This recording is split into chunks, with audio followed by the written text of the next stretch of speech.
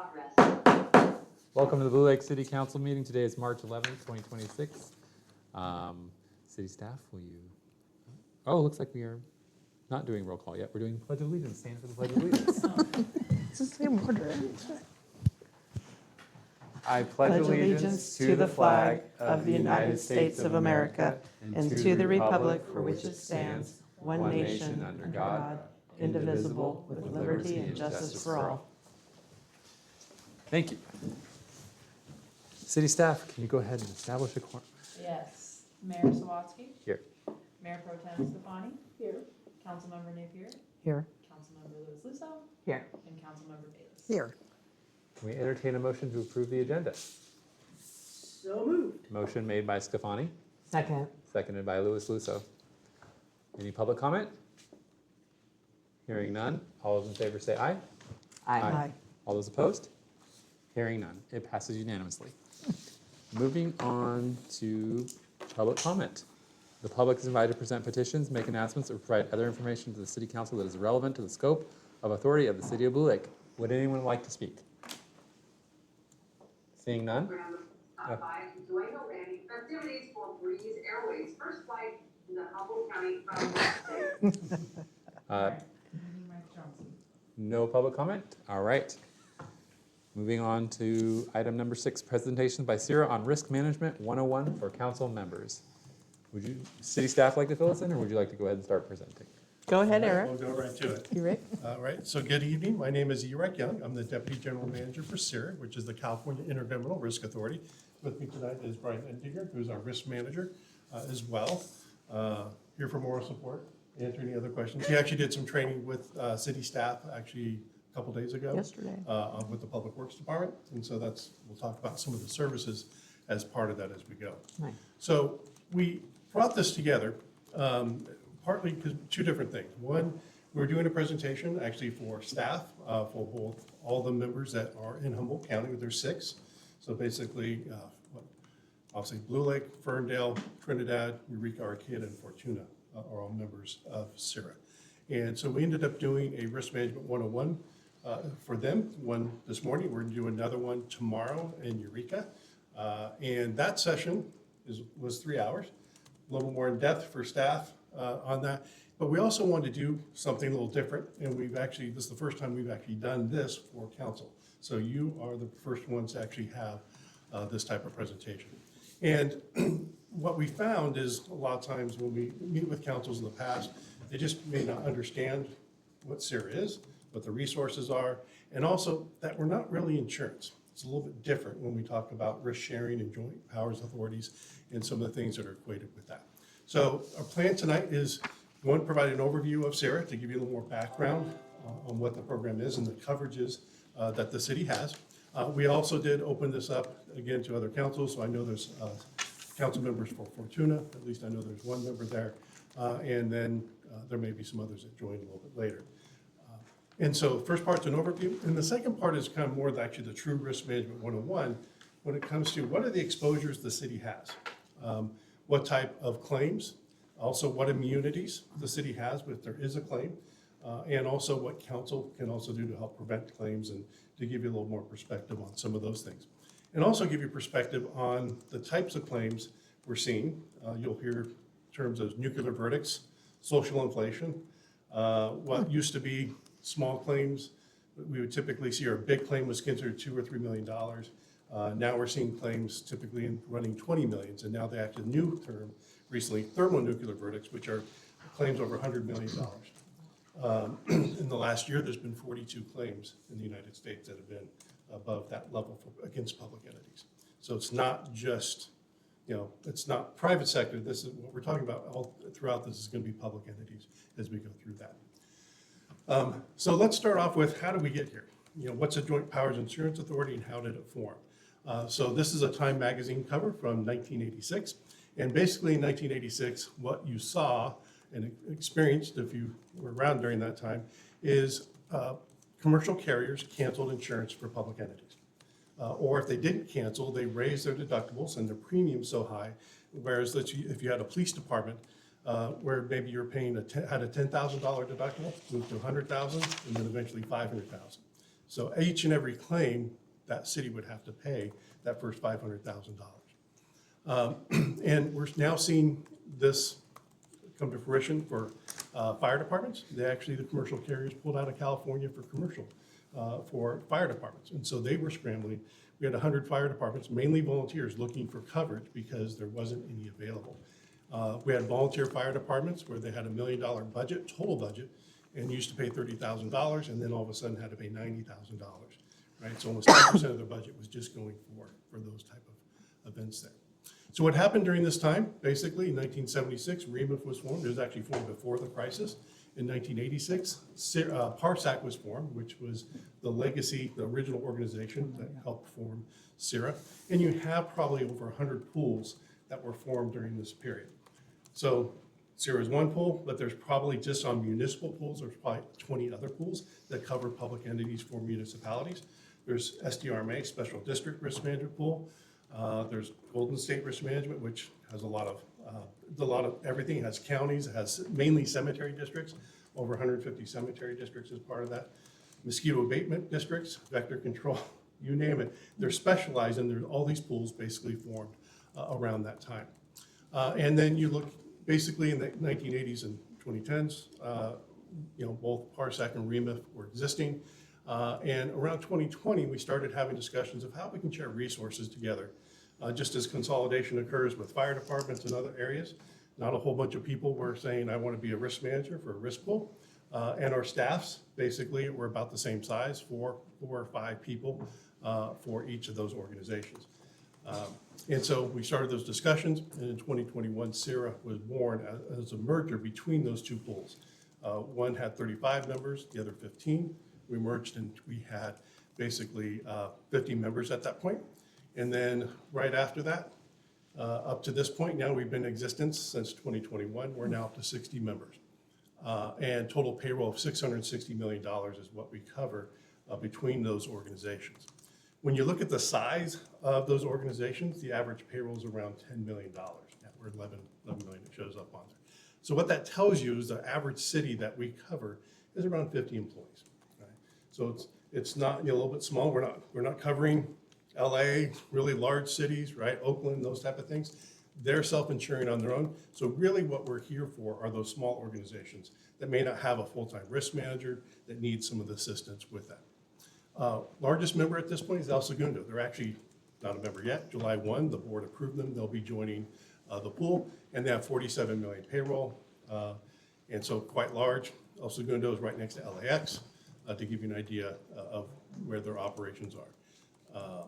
Amador City is our smallest member. They also have the distinction of being the smallest city in the state of California. Right now it shows 91,000 for their payroll. It's actually less than that because the council decided they're half FT, that the mayor was basically, and the council is going to run the city. There is no administrator for that city at this point. They're more of a tourist town, if you're not familiar with that area. And not a whole lot, and they still have the same risk as any organization, trip and falls and claims they can have against them. From a population standpoint, Rancho Cucamonga is our largest member with about 175,000 residents. That's right outside of Ontario. And then again, the smallest, again, Amador, 205 residents makes up that one. As far as our membership, 70% of our members have public safety. So police, fire, or both. And so what we typically find when it comes to public safety is up north, more of our northern members. We typically find where they'll have their own police departments as well as fire departments. But then when we look at Southern California, they mainly contract with the counties for those services.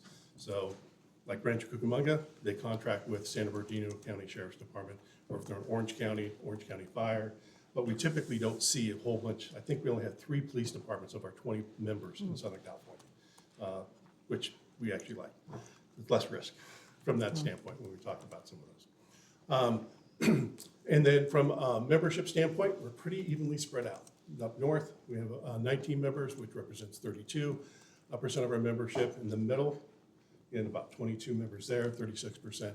And then south is where we've actually had some growth, and we're up to about 32% of the membership there. One thing I forgot to point out, you can stay on this side. on the commercial carriers, if you try to buy commercial coverage right now and you have a police department, the minimum deductible you can get is $5 million. Wow. Right? So the reason why pooling was created is we can actually create coverages, and as we talk about some of these options, because literally you cannot buy that coverage, or even if you could afford it, would you really want a $5 million deductible? And so pools basically can have the lower deductibles, we share risk up to a certain point, and then we can attach at those higher levels, and that way it's not one individual city absorbing some of those programs there. Under our coverage programs, what we're gonna now talk about is what the coverages are available, and as well as what the city has. So this is the general liability program, and what you're seeing on the screen there, what we call towers. So we basically build towers, and the dark layers, columns, are the deductibles that are available to members. The lowest deductible is $5,000, and we do have members that go all the way up to $1 million on deductibles. So that means each and every claim, they pay, either $5,000, $10,000, $25,000. Just like regular insurance, homeowners, whatever, car insurance, the lower your deductible, that means you're gonna pay more premium. The more risk you retain by having a higher deductible, the less premium you're paying.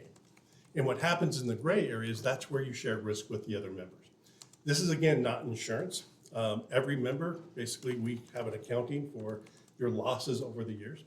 And so in that area, if Blue Lake was to have a claim, Eureka helps pay for it, Arcata, Avalon, Rancho Cucamonga. So depending on the size of the claim, the money from the other members will help pay for that claim if it exceeds the premium that the individual member contributed there.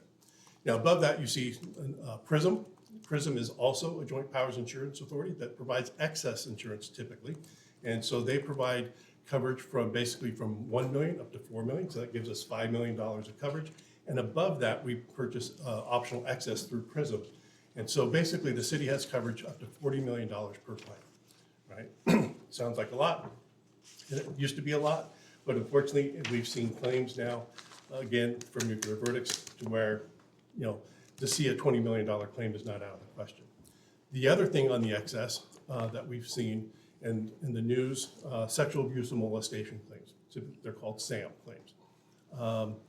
LA County, $3 billion settlement for sexual abuse and molestation claims. And so that's what's driving the cost of insurance for public entities. We also have dangerous condition claims. We'll show some of the stats on that a little bit later of what the costs that we've experienced on some of those claims on there. So on the general liability side, as a pool, we're actually doing really good. We typically see our pool rates maybe flat. Last year, the year before, we actually had about a 0.1% decrease on there. Something going on there. And so, but on the excess, we've seen 25% increases year over year for that layer from basically 1 million up to the 40 million. So it's been quite expensive for that. Well, and then up in the corner it says George GH, that's George Hills, which is our pool. They're a TPA, third-party administrator. So whenever the city has a claim, basically it gets referred to George Hills. They act as the adjusters. They'll give advice to the city staff on whether the claim should be accepted or rejected. And within government code, there's certain government claims code that if it's late reported, they have a certain time frame. Did they report all the information that's required? And so it can be rejected based upon certain issues being there. If the city rejects the claim, let's say it's a trip and fall, right? And someone says, no, I want my money, right? They can sue. And at that point, if they do decide to actually sue the city, then we'll assign defense counsel. And we have a panel of attorneys that specialize in different areas. So we have panel attorneys that deal with dangerous conditions, sidewalk, trip and falls, that, as well as for those with law enforcement, we have specific attorneys that will defend those cities with law enforcement, as well as the officers, right? So when those type of claims happen, if you get named personally in a lawsuit, we also defend that part of it as well. Right, next one, as far as covered events, who's covered or what's type of coverage? So auto liability, public officials, errors and omissions. So this covers the actions of counsel if there was a lawsuit presented on that. Personal bodily injury, So obviously, someone trips and falls, that's where the bodily injuries part comes in, as well as then property damage. If somehow, a vehicle backed into another person's vehicle, we backed into a fence, those type of things, there would potentially be coverage for those type of events.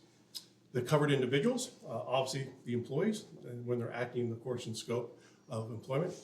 You as council are also covered under the policy. Volunteers, so if you have volunteers doing traffic control for an event or some other type of thing, and if something happens, they direct someone and the person backs into another vehicle, the volunteers would be covered, so they wouldn't necessarily be sued individually. There'd be coverage for the volunteers there. And then boards or commissions, so your planning commission, any commissions or the committees that are basically appointed by the board also have coverage under the policy. And the last one's additional covered parties required by contract. So as an example, the city contracts with the county for services, right, for law enforcement services. As part of that, they require that to be additionally insured, and so they have coverage under the policy as well. Right? And so anytime you rent a facility, things like that, then we add them essentially to that policy. All right, go to the next one there. So we act, again, like an insurance, but we're not insurance. And the coverages that you see on here are basically those coverages that were determined by the board of directors of CIRA.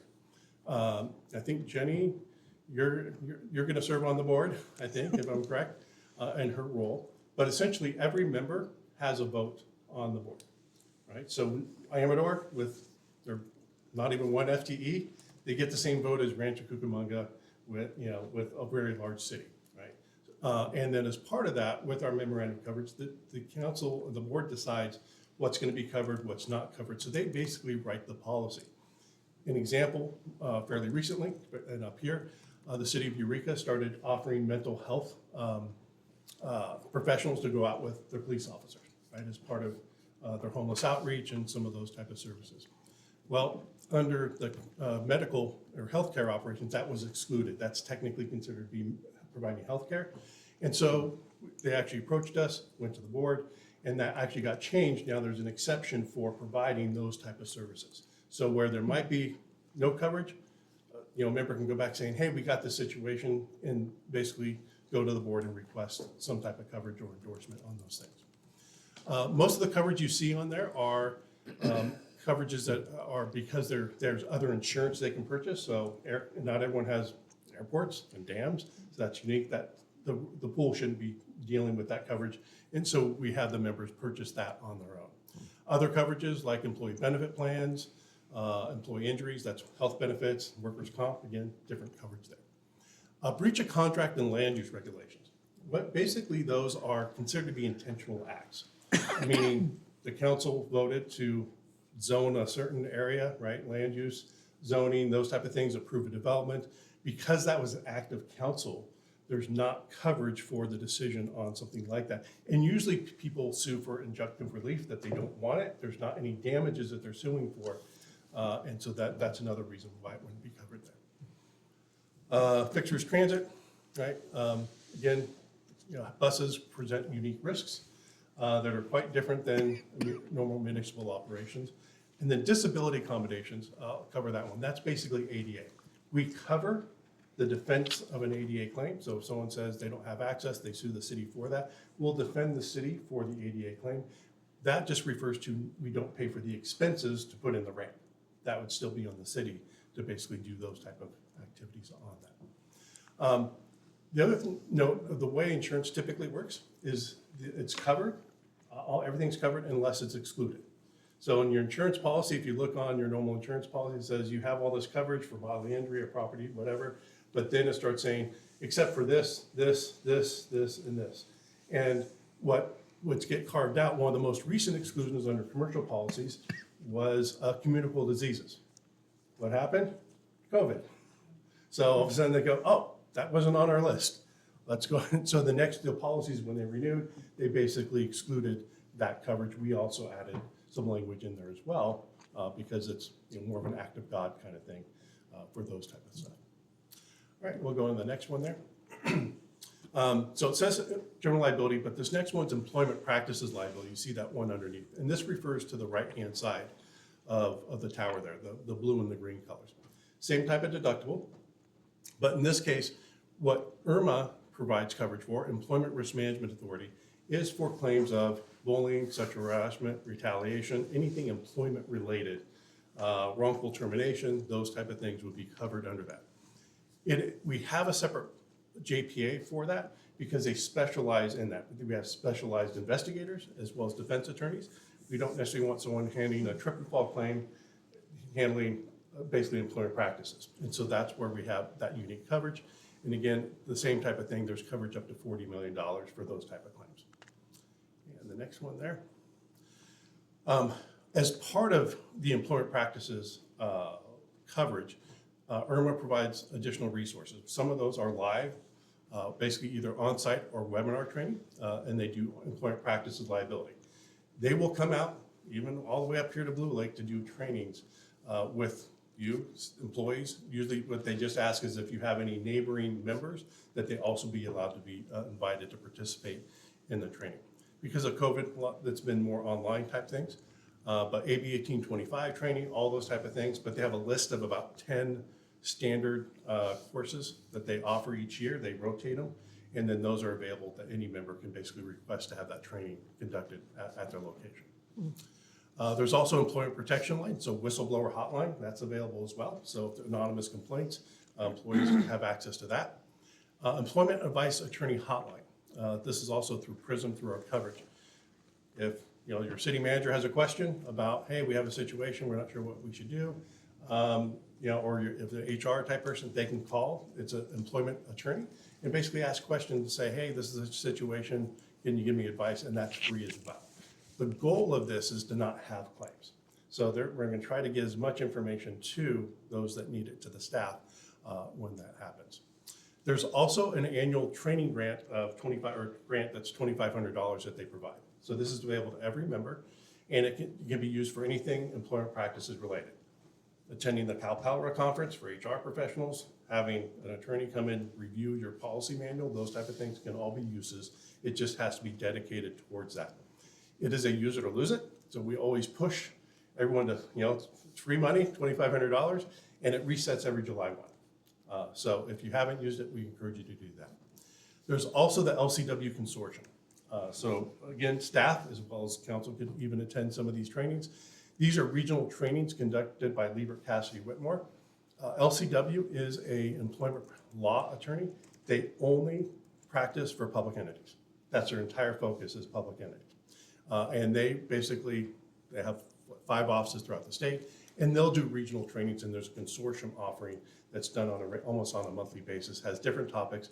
Your staff, supervisors, managers, so they can get training that they may not have an opportunity otherwise, that they can attend, how to be a better supervisor, how to do evaluations, all those type of things are topics that are conducted as part of that.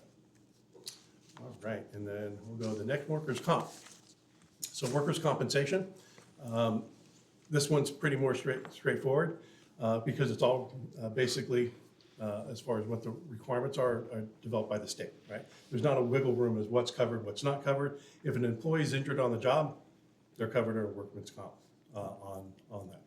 And again, same type of thing. We have deductibles from $5,000, in this case all the way up to $500,000. And the claim, there is no cap on workers' comp. Claims can go on for 30 plus years. Basically, once you have a work comp claim, if the person wants to, and they have future medical, basically they'll have coverage until they pass away, right? And so that's part of some of the coverage there. LWP is our claims administrator.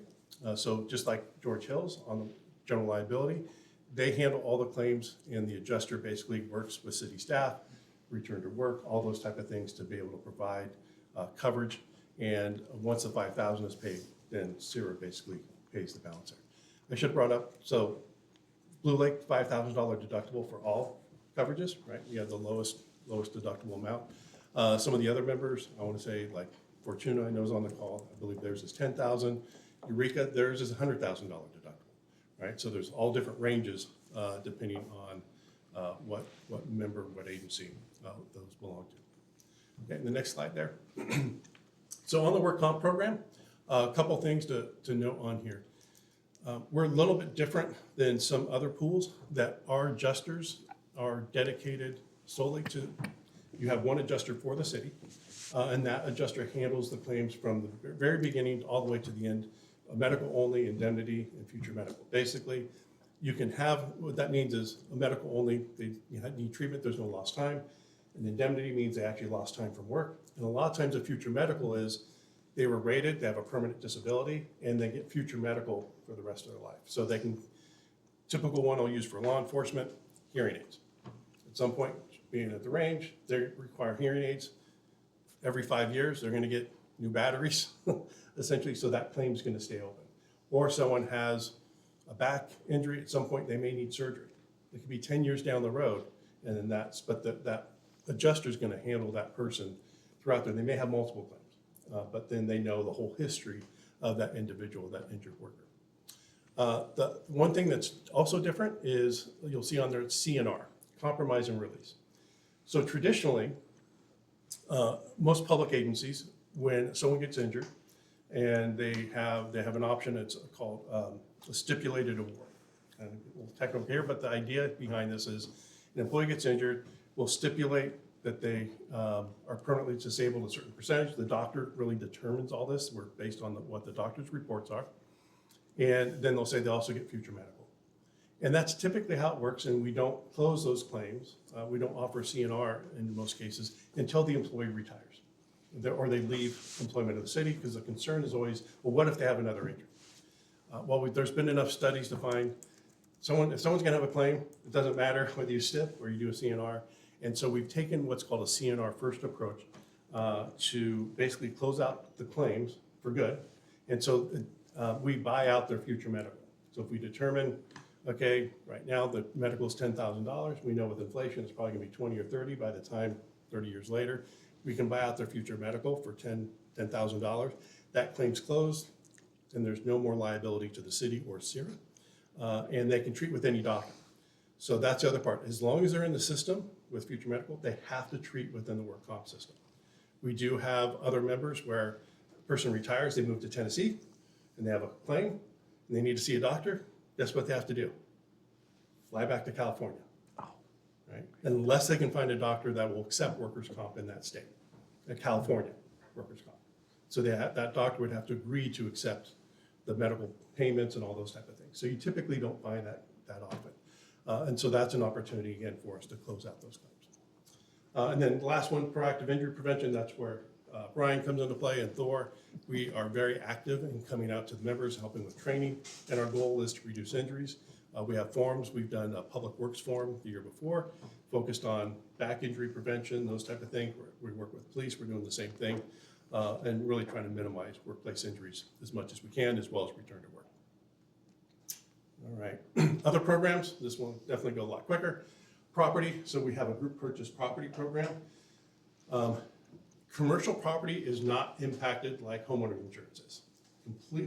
Completely different. And it's also, in this case, we have all risk coverage. The cost of coverage typically for a building, a city building, is 30 cents for every $100 of value. Right? So kind of doing the math, 100,000 at 30 cents, you're paying essentially about $300 for coverage for $100,000. And it's full replacement value. So it does have a $25,000 deductible on that.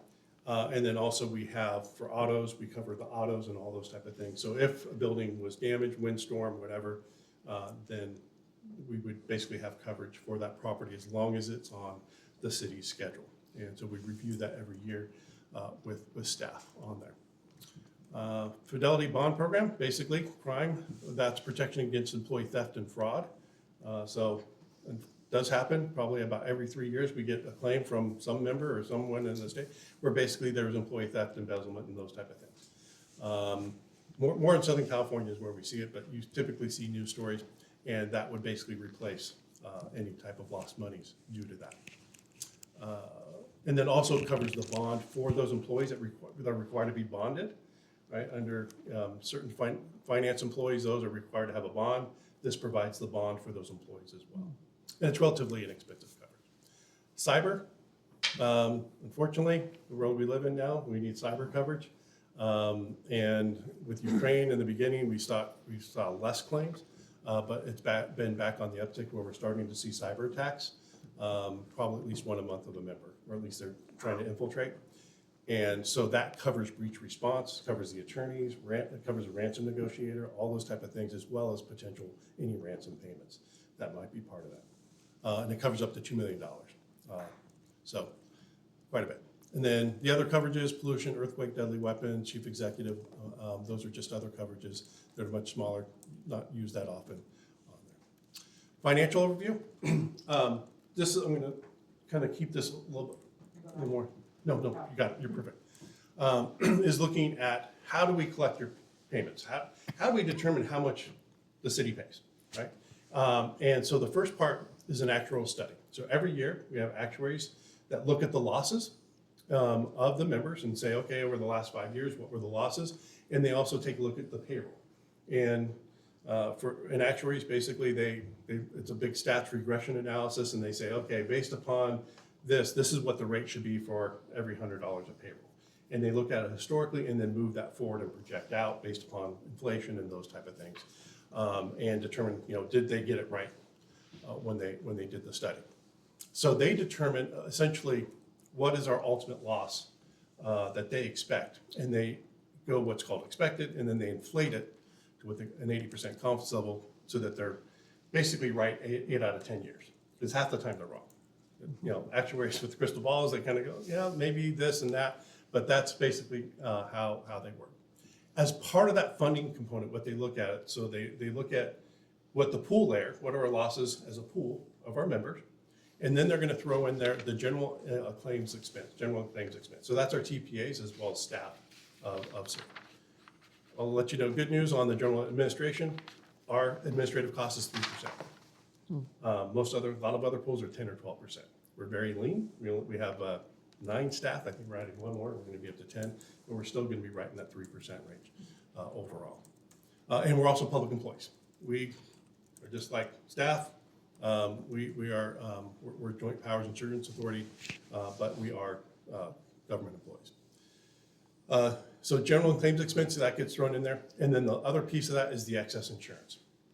I mentioned excess insurance has been going up quite a bit per year, especially on the general liability side. 5 years ago, right when we started CERT, we were paying $9 million in excess for excess coverage for that $40 million of coverage. Our projections this year is $26 million for that same coverage. Right, so it's more than doubled in that short amount of time, and that's due to those verdicts and everything that I talked about. Workers' comp excess, not as bad.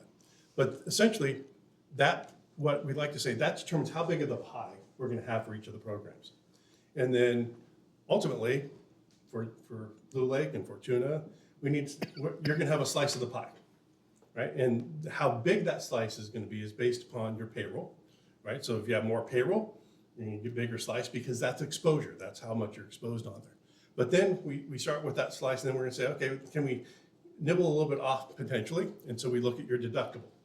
So based upon your deductible, the higher your deductible, then we kind of say, okay, there's less money you're going to have to pay, and then others may take that up. Your loss experience will be part of that, or your loss history, because we look at years past, which really goes in the last one, which is an XMOD factor, experience modification.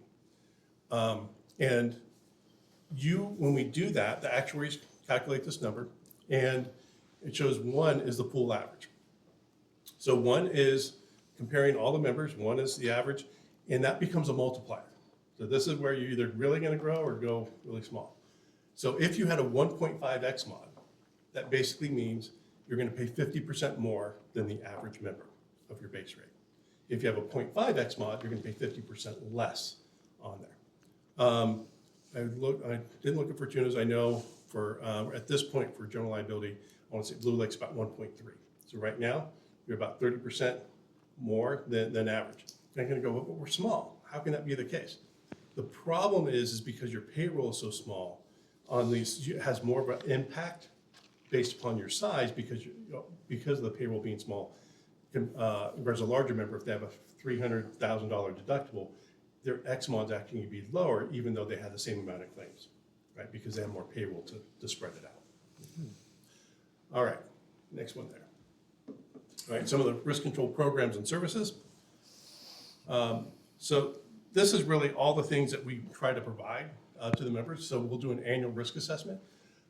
So besides seeing Brian doing training, most likely at some point, either Brian or Thor will come up and they'll do a risk assessment. They'll do a follow-up on that.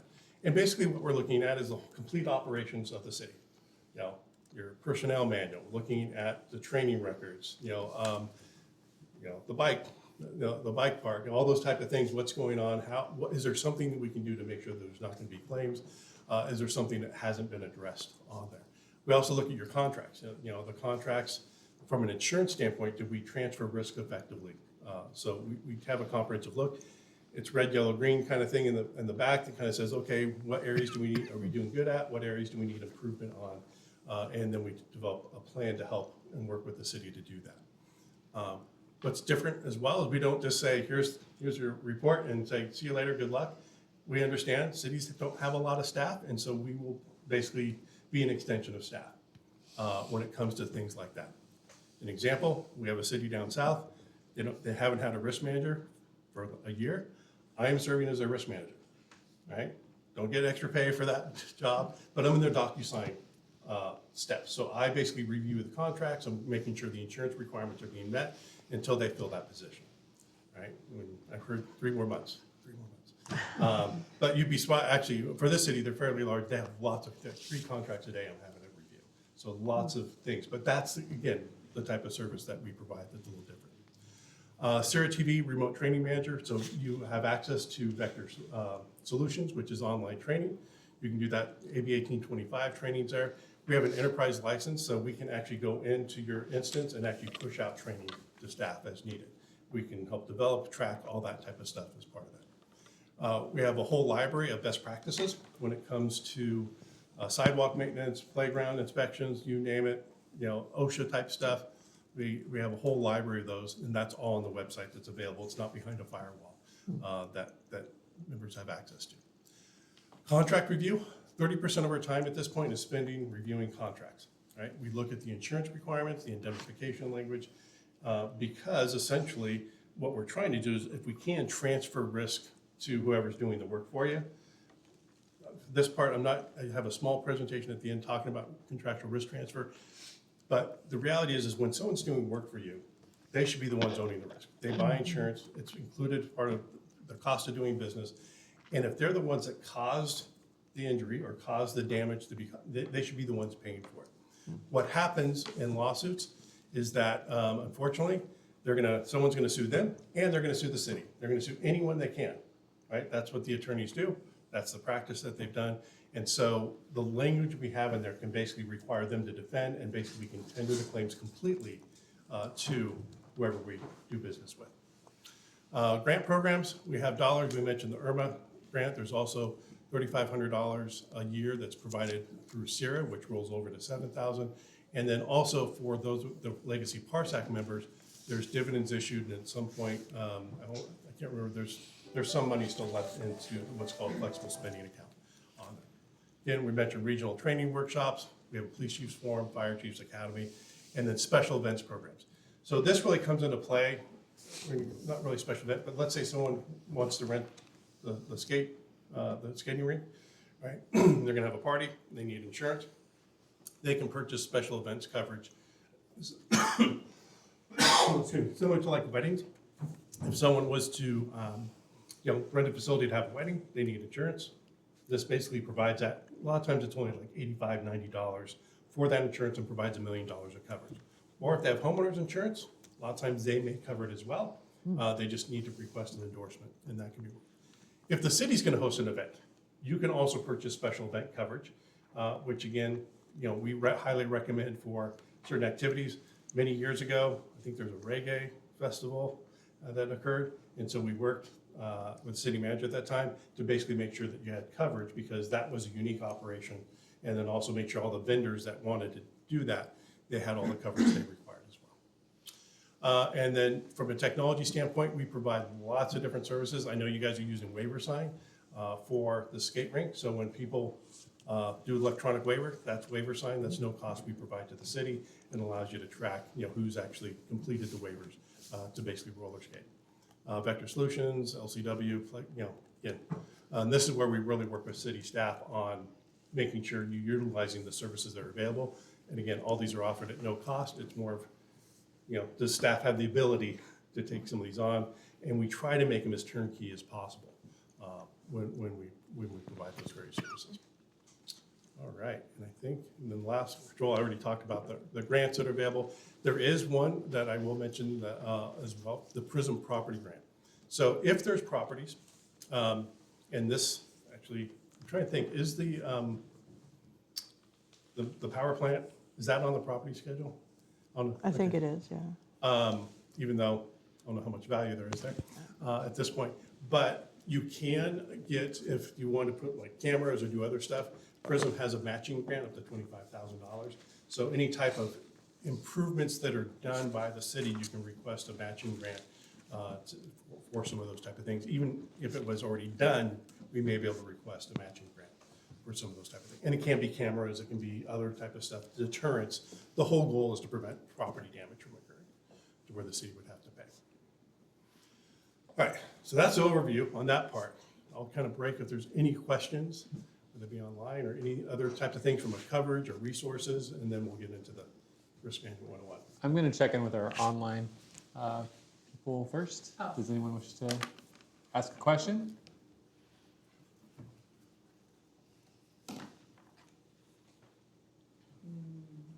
Are they still? Participant, click on. Okay. No questions from our remote users? Okay. Okay, bringing it back to council. Does council have any questions? I'll go right to left. Thanks. Right, great presentation. Great. Thank you. When you were talking about the XMOD factor and talking about the payroll and having small payroll size and the payroll dollars, is that just payroll dollars or payroll dollars per employee? It's based upon your just payroll dollar. It's not, it includes benefits, so it's what we call DE9. So it's very much just, the idea of payroll is it's your exposure, the person's working, therefore there's an exposure to injury or those type of things. So it's direct payroll. Overall, regardless whether part-time, full-time, whatever's included in it, including overtime. So their overtime payroll would also be included in that if they're working. But it's just a flat, just solely looks at the amount of dollars spent on payroll. Number of persons, okay, Yeah. thank you. Yeah, and when it comes to general liability, kind of go, why does payroll have an impact on whether we're gonna have a trip and fall claim, right? But that's what's been traditionally used by everyone. There's not really a good way. If you're in the retail environment, it might be sales or, volume, like a grocery store, it's gonna be different. But for public entities, the standard exposure basis is payroll. Yeah. Question? Any other questions? Michelle? No, this is great. I've got a couple questions for Okay, you. good. Are we employees of the city, like as council members? Technically, you are, yes. Are we covered, like, as employees by SEER, or is it a totally different? So when allocation? you are, okay, a couple different things. So from a work comp perspective, if you, as you're part of a council meeting and you're doing your duties under that role and you get injured, you'd be covered under workman's comp. Okay, Okay, so you are treated, and depending on compensation, so those cities where they compensate, that is reported in the payroll. Not many members do that, but that would be, so you're kind of more volunteer. So also that's the other, actually great point, because volunteers are also covered under workman's comp. So if they're volunteering, we're not collecting any payroll, but if they had an injury, we cover them and largely do because it's exclusive remedy. By covering a volunteer in that way, they can't sue the city, which means they can sue for millions of dollars. When you're covered under workman's comp, that is your only remedy for the pay for claims, right? So they're not gonna be able to go outside of that. great. Can we have, like, you said you review contracts. Is that the same thing as like our attorney reviewing contracts? Can we have you guys do it instead of our attorney or in conjunction, or?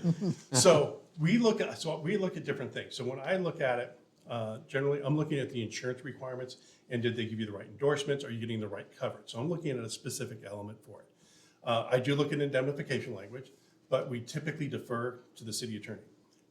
What I would say is most contracts, if you have a standard template like indemnification, and as long as that's not being requested to change, you're probably fine. I know a lot of cities, they don't necessarily have every single contract looked at. It really just depends on if it's a new contract, new language. But typically from a service standpoint, there's usually a template and you're just changing the scope of services, right? And what you're paying on those type of things.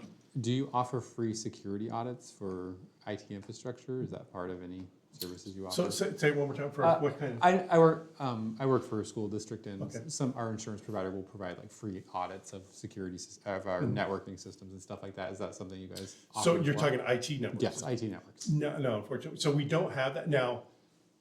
Yes, so there is through Beasley, which provides a cyber coverage. There are some things, a lot of free kind of things where they can help with that. So I'm happy to talk offline and see where we might be able to find some of those. And there's still a lot of federal programs, CISA and some of the other type of things, that provide network penetration, all those type of things where they basically try to break your system. So they do that. And then as part of the cyber coverage, your IT third party, the network providers, they should be validating that you have endpoint, a whole bunch of things. Even to get coverage, you have to have certain minimum requirements now that weren't around 5 years ago. And last question. Yeah. At one point, I had some questions for insurance purposes. Would I be reaching out to you guys about those questions? This was a time where we didn't have a full-on city manager. Okay. Is that appropriate for me to reach out to you guys if I did have questions about Yeah. things? Okay. Yeah, and usually, from, obviously, we work more with, city staff and those type of things. I would just ask to include staff on it, and then, so we can make sure that we provide the right information as far as what's actually being requested. But if you have a contract, again, more from an insurance standpoint, we're more than happy to review that, to give advice on those type of things. I will say that, one of the challenges that even though public may will talk about is the Humboldt County is very unique in their contracts they're doing with the cities and the county. They're the only county in the state of California that's requiring the cities to indemnify them for their services. No, of all the other counties, no one is doing that. If that was, San Bernardino Sheriff, all those type of things, because of all the contracts they have, it would blow up the entire insurance kind of community because no one's priced the exposure of what the potential is for an organization you have no supervision over. Right? If you're an own police department, you supervise, you have control, you can discipline, you can do that. You can't do that, and that yet you're taking on the risk of what they may be doing. And so that's one of the concerns that we brought up, in the past with some of the contracts. We worked through it. We worked with county council. We worked with the folks and try to get the best language we can, and work with our coverage council as well on making sure that we have language to protect the city as well as the pool. Great, thank you. Yeah. I do have a question. Oh, go ahead. If you have a question. So as far as the county law enforcement contract, so you're saying there were some changes to that indemnity language that makes it more acceptable to CIRA? Well, we had language inserted specifically in the endorsement that basically, what our argument, and we have legal trail, that basically, except for the sole or active negligence of the city, right, or of the way it's written, there's typically indemnification that we're required to indemnify except for their sole or active negligence. Our argument is that any claim that would be presented on a law enforcement claim, we would deny based upon that's their sole and active negligence. The city has no part in supervising.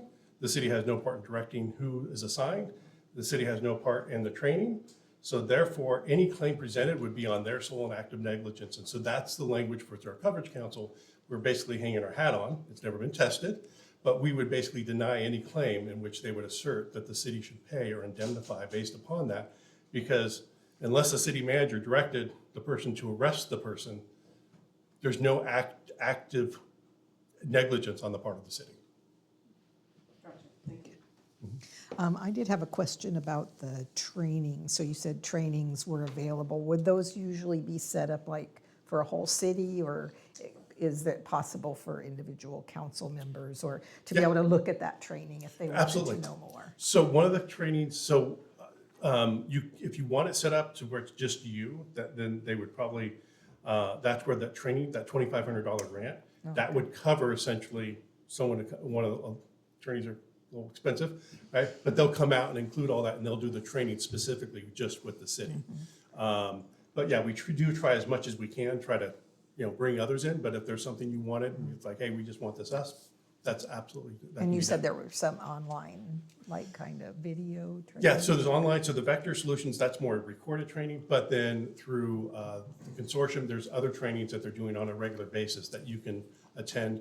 I'm not sure who at the city gets actually the consortium I get emails. emails every day. So, but the If you guys consortium have things emails, you're interested in, just and let so me know. basically, yeah, and, Jenny can send those out and basically say, here's here's the trainings, and it's open to basically any employee of the cities. Yeah. Great. Yep. Does staff have any questions? My only question is on the $2,500 IRMA grant, does that roll over on July 1st as well? So those are use it or lose it. No, So I know, that's- but is the date calendar or It's, fiscal? it's June 30th. Okay, Yeah. So as long as you've encumbered it, okay. right? But yeah, so we always try to push, let's, get, because then you'll get another 2,500 the next July. I'm gonna check in with our remote guests, like one more time. Does anyone have any questions at this point?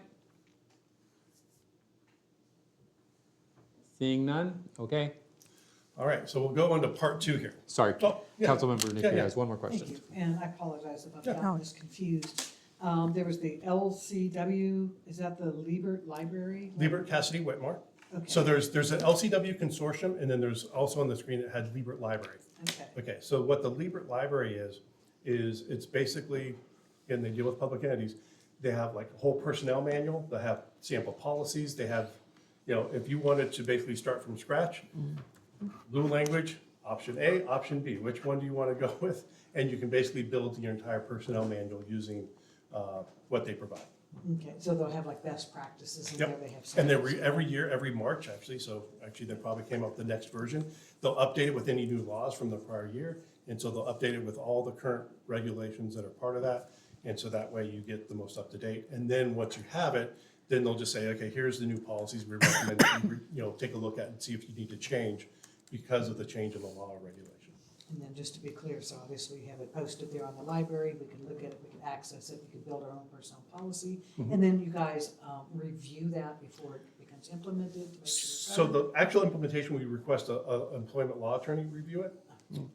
Rather, I don't have that expertise, but typically they can, and that's again where the IRMA money can be used for, is to have one of them review it. And typically, if it's their language and you're not modifying their language other than saying A or option A or B, there's not gonna be much that they're gonna need to review. And then final question on that, how would we access, like any person? just So the go Liebert online? Library, typically, we have staff, we have access, but if there's a certain area, we usually will be the ones accessing, we'll send whatever the information is. And if you want everything, we can basically, like you said, typically what I do is I'll send the whole personnel manual. That way, and it annotated, you can go, has a table of contents, and you can say, okay, what things do we need to look at? And then you can also purchase, Brown Act stuff. They have a bunch of other stuff that's more workbooks. And do you have for fiscal policy as well? Not physical. No, they don't. They don't go into that part. Thank you. Yeah. Not that we're. All right. So let's talk about risk management now. So we kind of gave the services, and this is kind of the nuts and bolts of what we deal with on a daily basis. And kind of give you an idea of how you manage risk, how the city, how staff manages risk. So first part is kind of define, risk management. Just to, I don't know if anyone, Seinfeld, I don't know when, okay, you know which part I'm talking about. There's an area where he talks about, becomes a risk manager and basically describes, Costanza, basically saying, here's what it is. That's one of the great things in describing, what risk management is. But basically, process of planning, organizing, leading, controlling activities to minimize the adverse effect of accidental losses. That's the traditional view of risk management. It's about accidental losses, preventing essentially insurance claims. That's kind of the approach there. And also planning for negative consequences and putting controls in place to minimize activity. So we put cameras out on areas to hopefully deter, right, from those things, or if something does happen, then we can catch them and we, do stuff like that.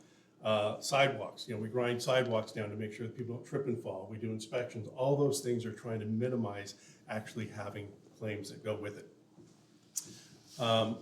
So identify the exposures that may cause a loss. We're going to talk about municipal exposures a little bit later, of what are the most common that you're dealing with there. And our goal is prevent losses from occurring. Again, minimize adverse effects. So that's the risk control part. The other piece is the risk financing is then you have to pay if something goes wrong. And so that's paying for the losses. Now, on the next slide there, it's going to talk about a paradigm shift. I had a great boss. I worked at University of California. And so she had the term that insurance is a fund for failure. And you think about it, the whole point of why you have insurance is because something went wrong. So what if we turn it and let's try not to have failure, right? If we think about all those dollars that we pay for insurance with our homeowners, auto, all that type of stuff, we pay all this money and we've had all these good years, but if we're doing good, we don't have losses. Imagine all that money we paid over the last 10, 20, 30 years. It's a lot of money, right? But it lets us sleep. So our goal, as much as we can, is try to reduce that. Now, another term within risk is the effect of uncertainty on objectives. Again, kind of philosophical here on you, but the reason why I put that on there is when you think about risk, it's about uncertainty. How much data do you have when you make a decision? And risk is all about making decisions. Did you make the right decision? How much data do you have that you feel comfortable making that decision? Going to Vegas, that's all about risk. It's all about probabilities, right? If someone is a card counter, right, and they're more certain that what the next card is going to be, right? They can bet more. They can take more risk because there's less uncertainty there. It's the same type of thing. So our goal as we do this is provide as much data as possible. What can we do better? How can we improve our programs to reduce the possibility of having someone trip and fall or have injuries and those type of things? And then one of the things I use the term objective-based risk management. Insurance is event-based. So when trips and falls, we pay a claim. Objective-based is more about your mission and the organization. Our goal is to help support the mission of the city. So if the mission is the bike park, all those type of things, what's preventing the city from being able to implement the different projects you have in mind?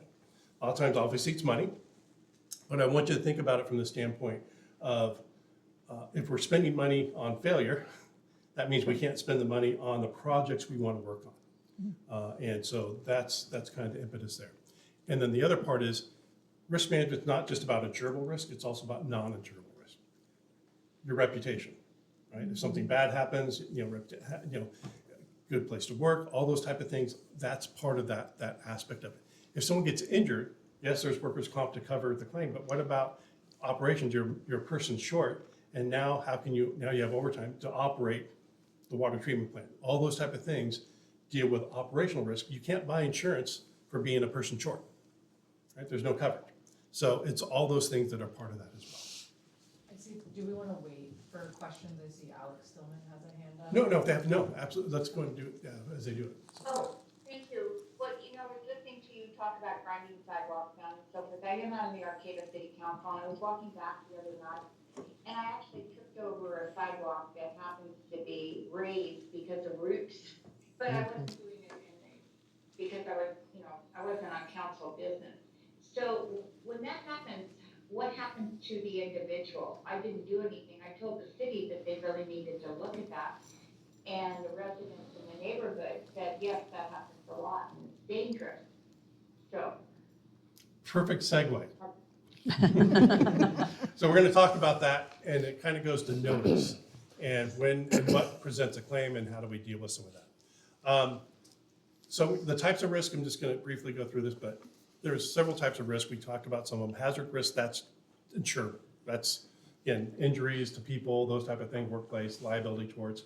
Financial risk, that's dealing with your finance, your accounting, right? Are people paying their bills to basically, so the city has enough money to make payroll and those type of things. The investments that the city does will be part of that. Operational risk, again, can be supply chain. Do you have enough employees to work to do the jobs that you need them to do? Would be an operational risk. Or even in in some areas, right, are people moving out to where you can't hire anyone, right? And so that might be more from a organization like a retail environment. Strategic risk, that's really what the council deals with all the time. Strategic risk is, do we want to build a new park? Do we want to have police operate? What do we want to do? You're talking at the high level, and so there's certain risks that are going to be with that as well. Partnerships, acquisitions, things like that might be that. Compliance risk, OSHA, EPA, reporting, all those type of things would fall under the compliance risk. And we talked about reputational risk as well. Damage to reputation can be a challenge there. All right, and the next one there. All right, so this is data. So we're going to actually go through some data. For on the screen in here, it might be a little bit smaller, but I'll tell you what's going on. So the dark green is those cities with law enforcement operations or public safety operations. And what this is showing, the number of injuries for every 100 full-time employees within the pool. And this is the entire CERA pool at this point. And then the light green is those cities with that don't have public safety. And part of the reason why we separate them out is, well, we do know that police operations and fire, they're more likely to get injured, just the nature of the work that they're performing, right? Dealing with combative suspects and those type of things, so we're expecting to see that. And then the red line is the trend line, that's the combined, what we've seen over the last basically about 7 years there.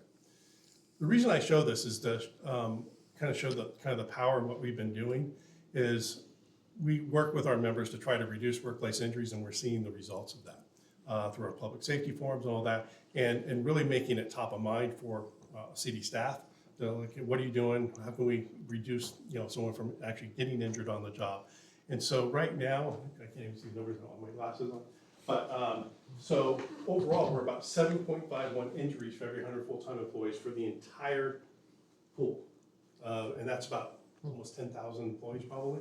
So that's pretty good. We average about 300 injuries a year approximately is what we typically see based upon that. And then we've seen law enforcement claims, those, everything's been going down. So we're going in the right direction with our programs. Now, the next one's going to be general liability data. This is the pool, and this is what we do look back is over the last 10 years. And again, this is all CERA members. This is our top 10 of what we see within CERA. I'm going to do dangerous conditions as number 1, and you see improper design as number 3 on there. Basically, both of those deal with roadways, but in a little different sense. Improper design is what someone is making a claim is that the roadway, the speed limit isn't appropriate, that the turn, the stop sign shouldn't be there, or there should be a stop sign. So they're basically arguing that the design has caused an injury to where they've gotten an accident. Most of these are related, almost all these are vehicle accidents. A dangerous condition is the stoplights stop working, or the timing, someone's arguing the timing was off on some of those different things. The column that you see on the total incurred column, $25 million is what we paid out, or 25 is the total incurred. We haven't paid, it's reserves, that's what, on some of these, we haven't closed them out yet, but that's what we're expecting to pay out total over this 10 years. The next one on there is excessive force, false arrest, civil rights. So those with law enforcement, number 2, we paid out about $19 million in those type of claims. So again, quite a bit of money on those. And Hemet just settled a $30 million law enforcement excessive force claim. They're not a member, they're not ours. But those are the types of things you might see there. Number 4, sidewalks. Overall, about $8 million in sidewalk claims throughout our membership. An average cost is about $20,000 is what it costs there. Now, sidewalks and EPL, employment practice and liability, the one thing I'd like to point out there is you have indemnity incurred column and you have legal incurred. Indemnity incurred, that's what we actually paid the claimant. So that's what the person that sued the city actually got money. Legal incurred was what we paid to defend the claim.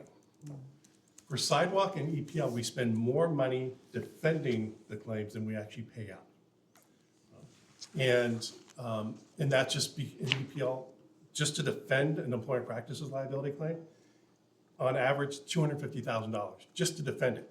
We'll win, If we win, we're still paying $250, right? And then depending on the what the claim made, if we lose, potentially, then we also have to pay the defense costs for the claimant as well. And that can be in the millions in some cases. And then we're talking more about sidewalks here in a moment that goes to that. Vehicle collisions, 581, well, lots of claims. This is where our employees basically ran into someone else, or they ran into a building. They damaged property with the vehicle. And so that one, about $6 million, average payout's $10,000. A lot of these things, if you think, are preventable, right? Not having these type of claims, again, it's a fund for failure, that's what we look at. Sewer claims is on there as well. Okay, let's go, then the next slide. This is just the 6 members in Humboldt County. Just so, didn't want to show any individual members on this type of thing, but at least you get an idea. Those that are shaded still are the ones that were in the top 10. So that way you can kind of see where does your top 10 fall compared to others.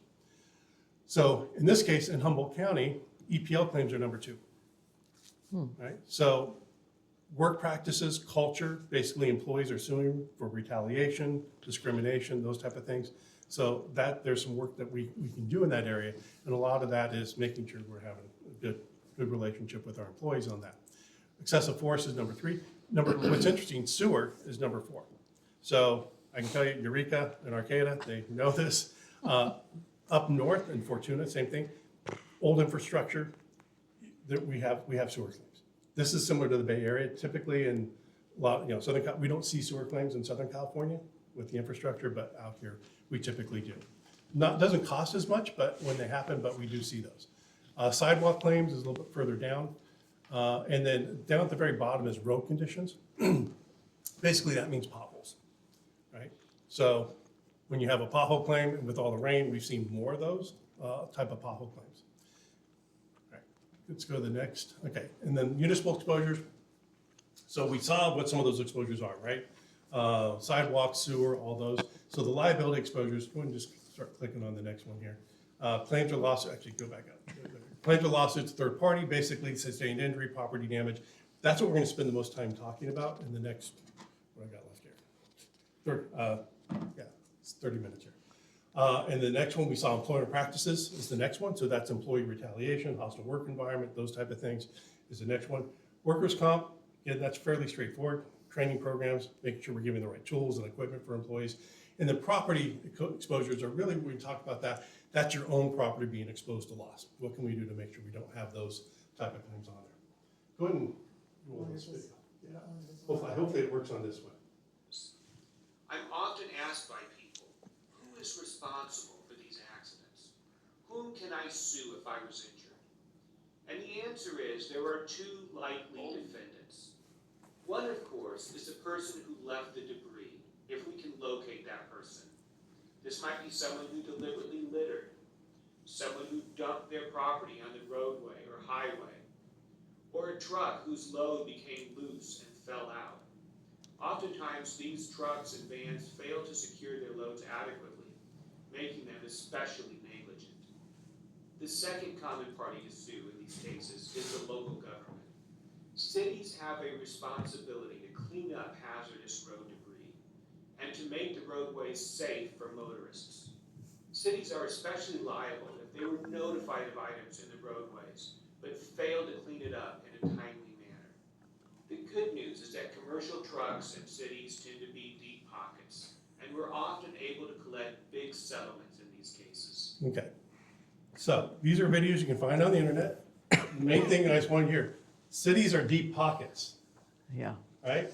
And that's the view is, oh, if something happens, we can do that. Now, here's the reason why is what's called joint and several liability.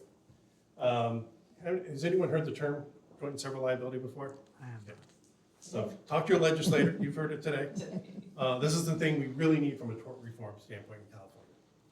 So joint liability, all parties are liable for the full amount of damages, right, when they're involved. Several liabilities, parties are only liable for the proportionate negligence.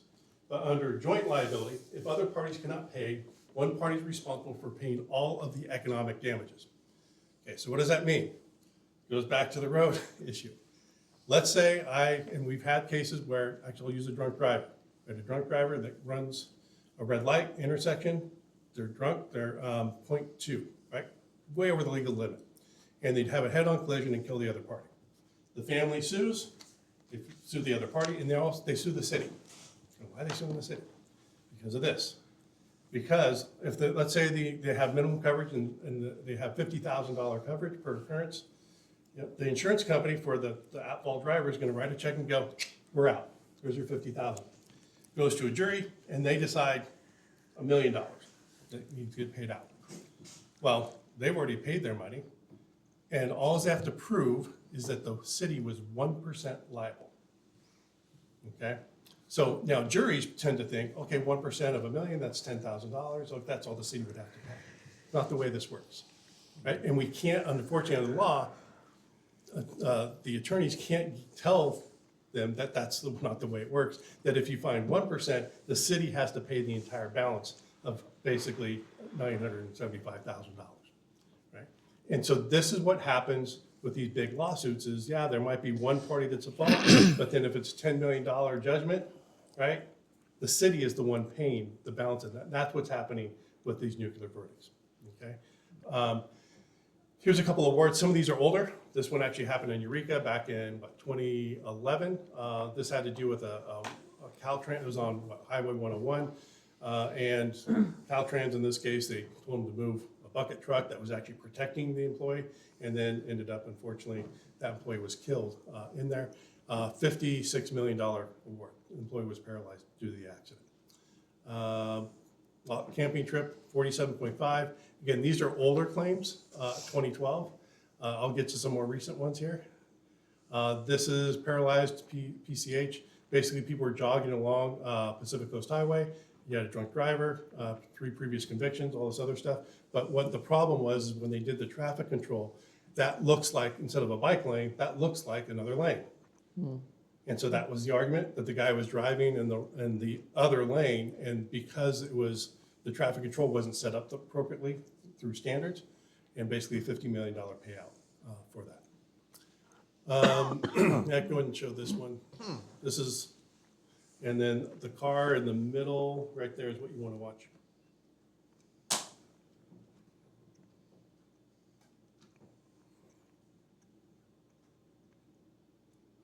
Oh, God. Okay, I'm doing. This is one of our members, City of Highland. Actually, this is one of their roads. What they argued was this was an improper design of the roadway. They argued that the speed limit should have been lower, different things, whatever. We prevailed on design immunity. So this is one of those where the defense actually won. And the reason, in this case, the one person was speeding way past, and it wouldn't matter what speed limit you had posted, they were driving too fast on that area. But so what they'll try, there's certain defenses, we'll talk more about design immunity and what that means, because we can protect against those type of things if the council approved plans and we have a traffic engineer and so on. So the main area where we typically see claims is what's called dangerous condition of public property. And within the government code, there's a specific reference to this condition. So it's a condition that creates, and this is actual language from government code, a condition of property that creates a substantial, actually has parentheses, as distinguished from minor, trivial, or insignificant risk of injury when such property or adjacent property is used with due care in a manner in which it is reasonably foreseeable to be used. Okay. So when it comes to sidewalks, the issue is a sidewalk, is it, how big is the uplift, right? And so they've actually defined in case law, a trivial defect, an actual term, trivial defect, originally was 3/4 of an inch. Judgment occurred about 5 years ago in a Temecula case that they got increased to 1.5 inches. It's a pretty good increase to have on there. It's been slightly kind of batted back down, probably closer to 1 inch. There's issues of shading and jagged edges and those type of things. But the idea here, as long as it's intended use, right? If someone did the site, your people expect to walk on it, that's its intended use, and they trip and fall, and it is a substantial, right, risk of injury because of that, now we basically have a potential claim. It's considered to be a dangerous condition. So then the next issue is, when did we know about it and all those type of things? Actually, this is another slide. Basically, no, you're fine. Go in the last one. Actually, you're good. go back to the, there you go. Who do you sue? Everyone. This is, again, plaintiff's attorneys. Who do you sue? Everyone. The trip and fall occurs as a result of tree root problems. It also talks about look to city ordinance to see whether it has a clear and unambiguous language making the homeowner liable for the injuries. Why did they mention that? Is because there's been a test case, San Jose was a test case back in 2006 approximately, where they have language, and it's about 70% of our members have adopted language that transfers liability to the adjacent property owner. Okay, why do I bring this up? Under Streets and Highways Code 5610, there's already a requirement that property owners are required to maintain their sidewalks.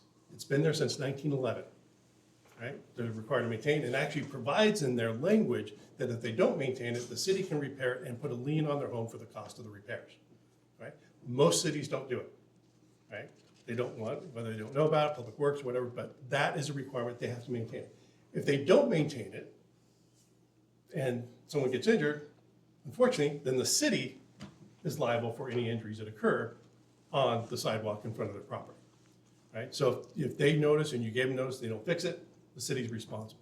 So that's why these ordinances have come into play that basically say, yeah, you're responsible to maintain it, and if you don't, you're gonna be held liable. So what's the effect of doing that? Basically, we can tender claims, like the article said, to the adjacent property owner, and their homeowner's insurance will basically pay the claim. It's considered part of that, that's what normally happens. Now, it doesn't completely absolve the city from having a claim. If it was a street tree or some type of thing that caused the uplift on there, and then maybe the city pays half, but it does reduce, that helps mitigate the cost of those type of claims to the city. Passing a sidewalk liability ordinance is a political issue, right? Councils are, you know, the reason why I've actually been to council meetings where they say, we're not gonna, I'm up for election next year. We can't pass it, you know, because they're worried about that. But when you're paying, you know, if you have lots of claims and those type of things, you know, why should, the take on this, when I went to another council meeting where it passed and the public was supportive of it, because the way we present it is when someone trips and falls, all you taxpayers are now paying for that trip and fall. So wouldn't it make more sense that that person that caused it, actually they pay for the claim rather than everyone else in the community? So that's the argument of why you'd want to have an ordinance online. Okay. This is the most recent one. This is City of Davis. The uplift was, I think, a little bit over an inch. They paid $18 million. The lady tripped and fell, hit her head, traumatic brain injury, right? So this is November of 2025 when this was issued. Davis had a really bad year because about 2 months earlier, they also got report they had a tree fall in the park on, I think it was a lady who died. That was a $22 million. So in the course of a year, $40 million worth of payments were made on behalf of the city, the Davis. All right, so this goes back to the question that was asked from Arcata of what should we be doing there? So the first one, if someone sues the city, right, they put a complaint in, they have government code, they can do that. And again, most of the times, the city council, when they come to you, you're gonna reject the claim or deny the claim because they have to prove negligence if we don't see that the city had notice. So the first couple three on here, go ahead and you can do all of them on there. The public entity owned or controlled the property at the time of the injury, okay? So is that a city sidewalk, right? Okay, that's what it sounded like, so the city owned it. The public property was in a dangerous condition at the time of injury. Again, we had the definition of dangerous condition. It's not trivial, more than an inch, something like that. So it's a dangerous condition. And the kind of injury that occurred was reasonable, foreseeable as a consequence, that someone tripped, right? So and they broke an ankle, whatever. Those three criteria almost always met in a sidewalk trip and fall claim. It's the next two that are the ones of why claims get denied and why we typically fight the claims.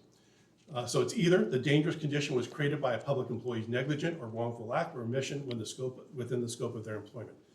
I'll use the example of traffic control. They set up traffic control, they did it wrong, they were negligent in the way, the design of the traffic control.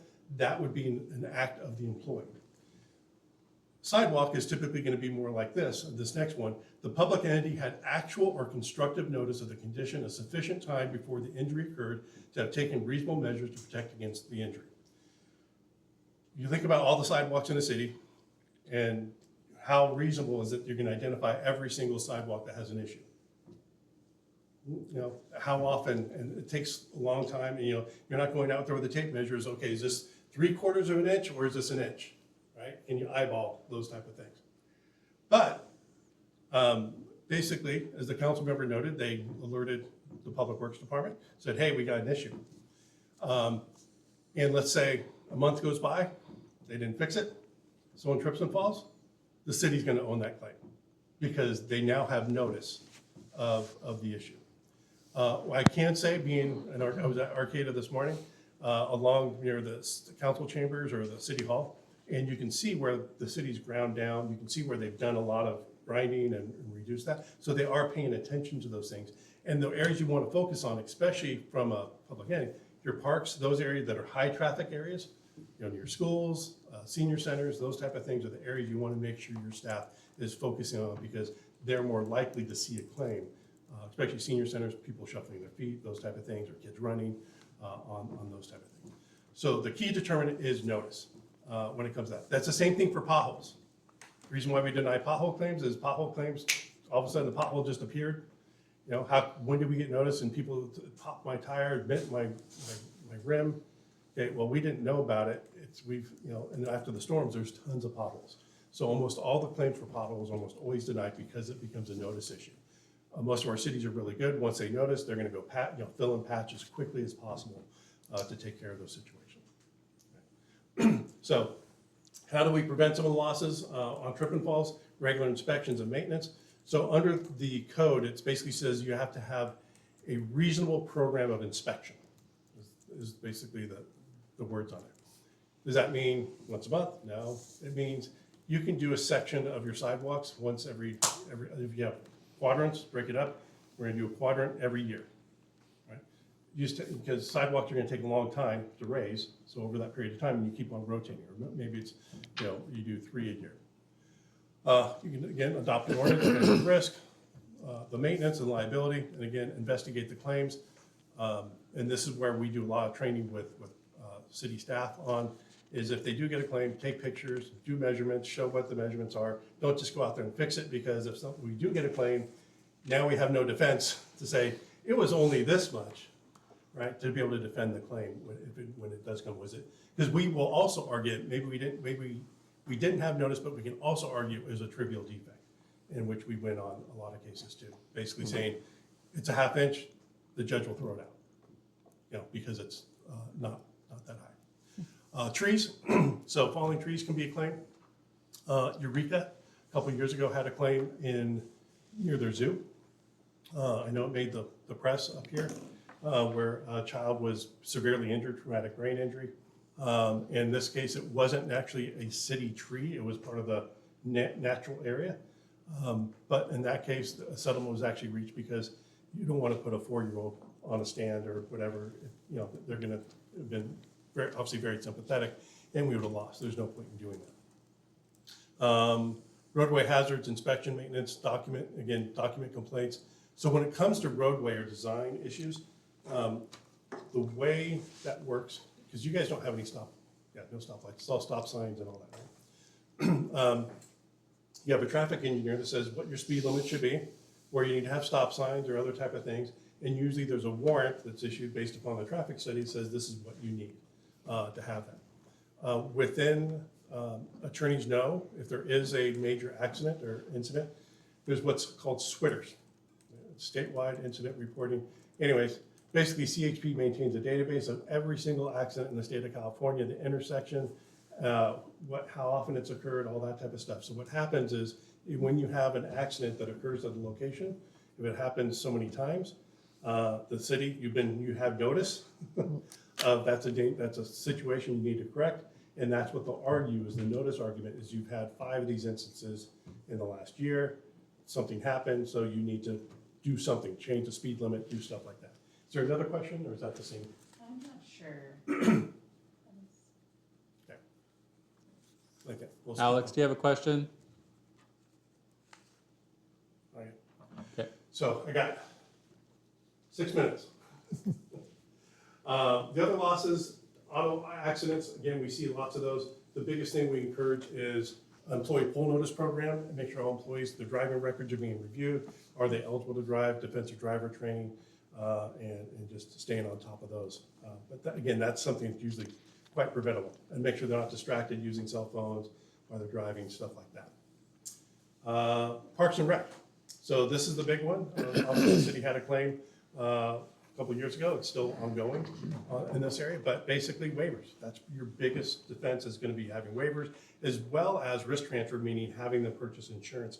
That will basically eliminate the risk to the organization.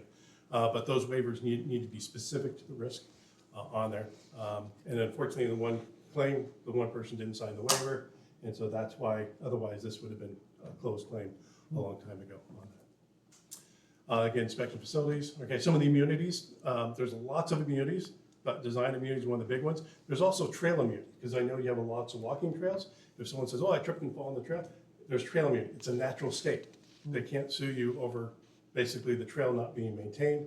It's a trail, right? Even paved trails, technically, there's a design immunity for that as well.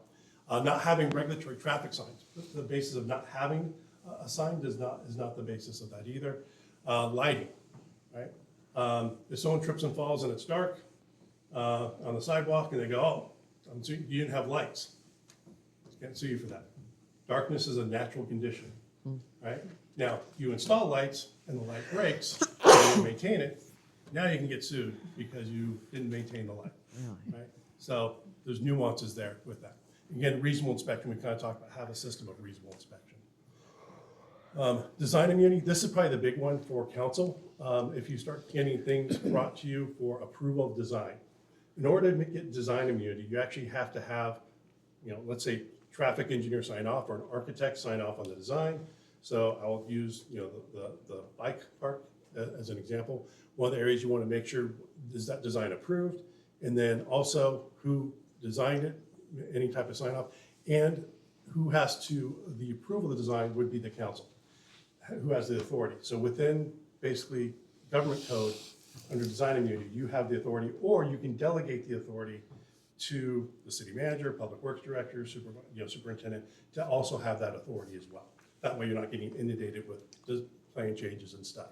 But design immunity is really big when it comes to what you're doing. And because we can basically get things thrown out saying it was a good design, you can't sue us, and the council approved it, it was reasonable, move on, okay?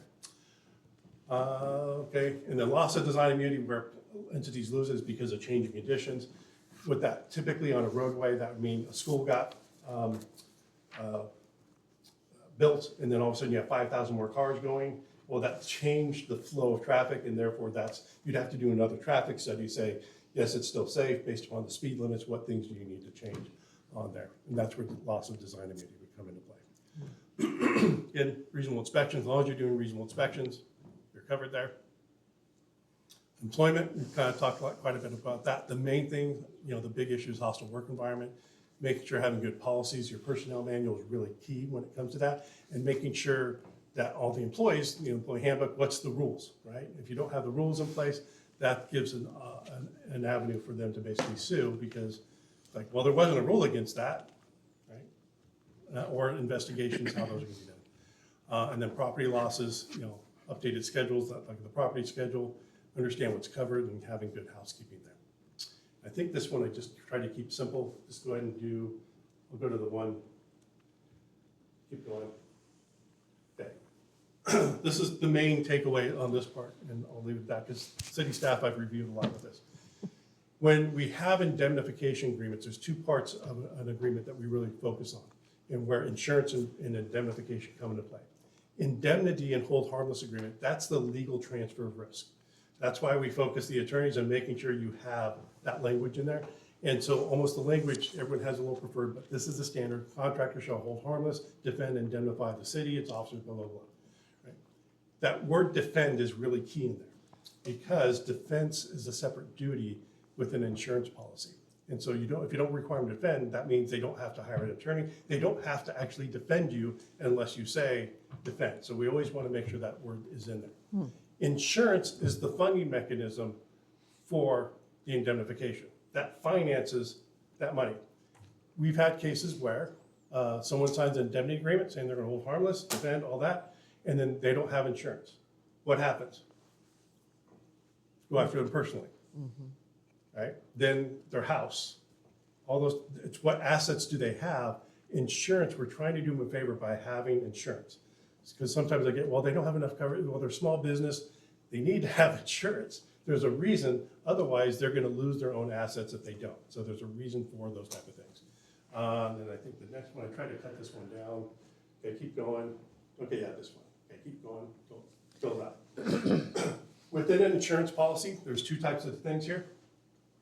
The top part is the indemnification. The public entity has a hold harmless agreement, the indemnification with the contractor. The contractor has a relationship with the insured, and then that's called an insured contract that actually has meaning with the insurance policy. So we can get coverage through the indemnification language. But what we prefer is the bottom one, which is an additional insured endorsement, where we get endorsed as an additional insured. That means we have a direct relationship with the insurance company. So the city, when you get additional insured endorsement, we can file a claim with the insurance company as if we were a contractor and say, look, we're additional insured, defend us as required under there. So this is a belt and suspenders approach. We want both to make sure that we get the coverage for those type of claims. And with that, I think I'm gonna, again, this is more detailed. You have the backup. It has in here, but I think I thought I cut more of this out. But, no, that's fine. We're just gonna go into that. The main point on this is that the contracts that you have protect the city. And the indemnification and the endorsements, when we look at that, primary, non-contributory, all this stuff, the goal is to transfer risk to the party that actually causes the claim. And so if you get pushback, or someone comes to council and says, but we can't afford the insurance, right? And usually we're only still asking for $1 million. It's not that much.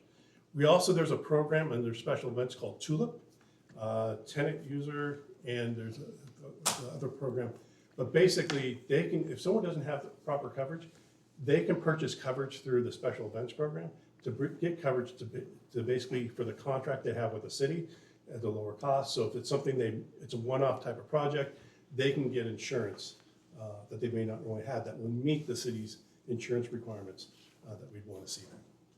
So I know I went a little bit over time, but I wanted to, it wasn't 3 hours, luckily for them. They had to sit through 3 hours of this, but try to cover like the big meaty parts and what, with that. So happy to answer any final questions, and offline, happy to call, email, by all means. Thank you, and we weren't trying to rush you, just. No. No. Kat, do you have any questions?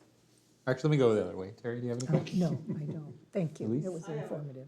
Couple questions. So when you said TULIP, so that is Sierra providing a means for people renting facilities to get insurance? It's actually through our broker, Alliance, and TULIP is tenant, user, landlord, and an instructor. So also if you have people teaching classes, they can also get coverage through it as well. But yeah, it's a separate program we can hook up the city with. And then I was just curious, are sidewalks typically existing in the right of way or on the property owned by the adjacent home? So typically sidewalks at some point, the way it works is technically it's the city's right of way, right? Goes from the middle of the street and it usually goes to wherever the property line is. And a lot of times, most of the time, the sidewalks is considered the city's right of way. But because the Streets and Highways Code, even though that's city right of way, the sidewalk still needs to be maintained by the property owner, even though technically it's within the city's right of way. It's not their property. Hopefully that explains it. I think that's the question you're asking, right? Yeah. With sidewalks being a liability, is it better not to have sidewalks if you have a choice? So there is no requirement to have sidewalks. Okay. Right? And when you have new developments and those type of things, usually the developers, they have a certain time period that to have protect, insure against the city products completed operations. But, from a sidewalk standpoint, from a walkable city for ADA, those type of things, most cities are going to want to have sidewalks. But we have a lot of members where they have dirt roads, in a lot of places they're not maintained and that type of stuff, and there's no requirement for those type of things. With the new obstruction design to slow down traffic, bulb outs and such, is it better to do that to slow down traffic for liability purposes, or better not to do that? Because sometimes it feels like, you know, they're obstructing the flow of traffic, and then it feels like it's causing more issues. So what I'll refer to is your traffic engineer, that's what they specialize in. And based upon, what do you call it, manual and uniform traffic control devices, they have a whole criteria of what they use, what the basis of design should be. And I would lean on them as them being the experts. If they say this is, you know, from a liability is not going to change one way or the other. Okay. As long as the plans are approved, it was a reasonable design, there's no difference in liability. Now, from a citizen perspective of flow, hey, we'd rather not have these and those type of things, then that becomes more of, okay, can we take them out and still have design? You can, but then the traffic engineer is saying, okay, this is how we make sure it's still safe. Reduce the speed, do those type of things. Last question, are council members at all responsible for reporting stuff they see out in the public? Such as sidewalks and or someone riding on the bike park? So, they're not required. That's probably a good idea because, you know, if you do know. But you actually reminded me of the other point that I made in the other one. I forgot, I didn't put it in this one. One of the things you want to be careful of in council meetings and, you know, other committees that people may serve on is to go in a public meeting and saying, this is a dangerous condition, this is unsafe, and da, da, da. Plaintiff's attorneys will basically, with AI, can go through your minutes and say, oh, John said, you know, it's a dangerous condition in a public meeting, therefore, we're gonna write a check, right? Because of that. So that's one thing you wanna be careful of. Okay. But so in a public meeting, I would probably not definitely do that because it opened it up. But I would talk to staff and say, hey, I noticed this is what's going on, and then make sure that they fix it because you did let them know, and especially if there's an email that says, hey, so-and-so, this is a problem, I took a picture, I sent it in. It's one of the arguments or the questions we get is it better that we not know about stuff? And I can tell you that the defense attorneys I talk to, they say no. That's like the ostrich approach, stick your head in the sand and, you know, hope for the best. They would much rather know about these things. And if it may take, and this is the thing we talked actually quite a bit about today, it's better to know, and maybe we can't fix all the things, but if you have a priority plan saying, look, we're fixing the high priority, and this one's number 5 on the list. We don't have enough money to get these things. It's just like ADA, transition plans. You can have a transition plan for 30 years. If you show evidence that you're in the process of doing it and you're funding as you can, you'll be okay from a liability standpoint because you're doing what you can. Now, in the meantime, what I would say, maybe we don't, on that sidewalk, we're not gonna patch and repair it. Maybe we can't grind it right away. So all they need to do is paint it. You provided notice, now if someone trips and falls, it's like, how did you not notice? We put a warning orange paint. That is enough to provide notice to protect the city from liability. One more follow-up question. Yep, no Hypothetically, if somebody came to me and they had a concern about something, and I failed to relay that information to city staff, would I be at all responsible for reporting? No, I mean, not personally or anything else. I mean, I think the expectation, you know, if the thing is yes, why you may have had notice, but it didn't get relayed, those type of things, it would be much harder, especially if someone, I mean, if it was an email and writing, they said this is a specific thing, and that's kind of different. But if someone talking to you in the grocery store saying, hey, you really should look at blah, blah, blah, and our world, we're so busy with everything else, and you forgot? No. Great. Thank you. I know that you're probably done with sidewalks, but I'm not. I still have a little bit of confusion about the ordinance to adopt to transfer the liability to the property owner if there's a sidewalk failure or something wrong with in front of a private property. So I need some clarification about that piece, like yes, it's property owner's responsibility, but who would be liable unless we did this ordinance. Also, a question about if you have a property but you don't have a sidewalk, but maybe, you know, there's sidewalk and then there's no sidewalk and then your property has no sidewalk, are you responsible to maintain that where like there would be a sidewalk, I guess? Yep. Okay. Yep. So back to the question, sorry to keep asking Yeah. the same thing, but the ordinance to adopt for transfer of liability to the property owner. I guess I need to know more about that. Yeah, so what I'll do is I've actually got, probably the thing that might be more succinct, the League of Cities actually has a white paper on this very topic. Okay. And they basically encourage municipalities to basically pass an ordinance. And they discuss the San Jose case, they kind of go through it, about 20 pages worth, but it's gonna be more specific and kind of highlight kind of some of the nuances Okay. of what that one's, yeah. So I'll send that to Jenny. I'm also pretty sure we already have one. Oh, we On do? my list from this morning is to find it and make sure that it's current. Okay, thank you. And I'll do that, and then we also have model language, we have a whole like workbook kind of thing that can, if you don't have it, here's some language you can use that's model language that others have adopted, even sample letters if you send to say, hey, you need to fix it. And some cities have done where they do a matching, or they do interest-free loan, right? The city will do it, and then they just need to pay it over a period of time. So there's different ways you can accomplish to help them get the sidewalk to where it needs to be, so that they don't have the liability if something does happen. Because the issue is, really, if the sidewalk's in poor condition, they still have, right now, they have an obligation to fix it, regardless of anything the city does. Just whether they get the city sent up a notice, that's the issue. So my understanding is for our city, one of the things that we do is we do not require an encroachment permit for them to do the work on the sidewalk, which after this morning concerns me some about the transfer of liability to them. Yep. So I'd like to look at Yeah. like what our options are with Yeah. that. No, I would require an encroachment permit because of that. And because if they do work and they damage that and then someone does trip and fall, whoever caused that, the contractor, the plumber, whatever, that, they should own that, and that shouldn't be the city's responsibility if something happens. Yeah. Councilmember Napier? Thank you. Okay, Can, yeah, I was gonna say. sure, yes.